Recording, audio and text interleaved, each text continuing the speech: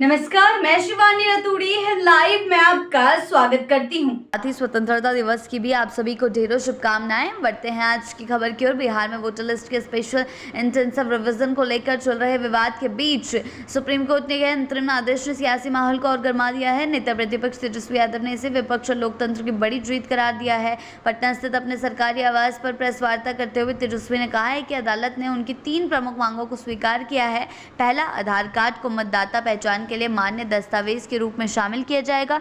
दूसरा, जिन 65 लाख मतदाताओं के नाम सूची से हटाए गए हैं उनकी सूची बूथ स्तर पर सार्वजनिक की जाएगी और कारण स्पष्ट रूप से लिखे जाएंगे। तीसरा, इस प्रक्रिया के बारे में जागरूकता फैलाने के लिए व्यापक विज्ञान अभियान चलाया जाएगा। उन्होंने दोहराया कि विपक्ष SIR की अवधारणा का विरोध नहीं कर रहा, बल्कि इसके क्रियान्वयन के तरीके और चुनाव आयोग की पारदर्शिता की कमी को लेकर आपत्ति जता रहा है। तेजस्वी ने कहा है कि लोकतंत्र की जन्मस्थली है और विपक्ष यहां लोकतांत्रिक मूल्यों को कमजोर नहीं होने देगा। उन्होंने चुनाव आयोग पर आरोप लगाया कि उसने SIR के बहाने मतदाता सूची में बड़े पैमाने पर छेड़छाड़ की है। यानी कि तेजस्वी एक बार फिर चुनाव आयोग को कटघरे में खड़ा कर रहे हैं और सीधा सीधा उन पर आरोप लगा रहे हैं कि उन्होंने बड़े पैमाने पर सूची में जो है छेड़छाड़ की है और वोटर्स के नाम जानबूझकर काटे हैं, जिससे सत्तारूढ़ गठबंधन को फायदा पहुंचे।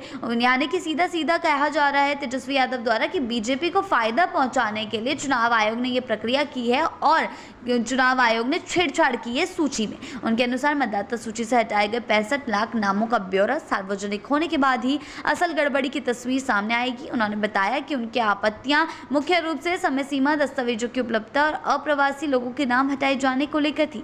इसी मुद्दे को जनता के सामने रखने के लिए 17 अगस्त से सासाराम में महागठबंधन की मतदान अधिकार यात्रा शुरू होगी, जिसमें वे खुद कांग्रेस नेता राहुल गांधी और इंडिया अलायंस से कई दिग्गज नेता शामिल होंगे। ये यात्रा पूरे बिहार में जाएगी और लोगों को बताया जाएगा कि NDA किस तरह चुनावी खेल खेल रहा है। तेजस्वी ने यह विश्वास जताया है कि इस बार बिहार की जनता लोकतंत्र की रक्षा के लिए महागठबंधन का साथ देगी और सत्ता परिवर्तन का रास्ता साफ करेगी, ऐसा तेजस्वी का मानना है। लेकिन देखना यह होगा कि जनता किसको चुनेगी, क्योंकि 17 अगस्त से जो तेजस्वी यादव द्वारा, राहुल गांधी द्वारा मतदान वोट अधिकार यात्रा जो है निकाली जा रही है, तो उस बीच तेजस्वी से भी सवाल पूछे जाएंगे कि आखिर उनके पास 2 वोटर ID कहाँ से आए, तो इस बात का वो क्या जवाब देंगे, ये भी देखने वाली बात होगी। इससे पहले भी वो इस बात में एक प्रतिक्रिया जरूर दे चुके हैं कि चुनाव आयोग ने ही 2 एपिक नंबर जारी किए हैं, तो चुनाव आयोग से ही सवाल पूछा जाए। लेकिन अब जनता जब उनसे ये पूछेगी तो जनता को क्या जवाब देंगे, ये भी देखना होगा। और ये यात्रा कितनी सफल होती है, जनता के मन में कितना प्रभाव छोड़ती है और SIR का मुद्दा और कितना गहराता है, ये भी देखने वाली बात होगी। चुनाव से पहले ये तो तय है कि SIR का मुद्दा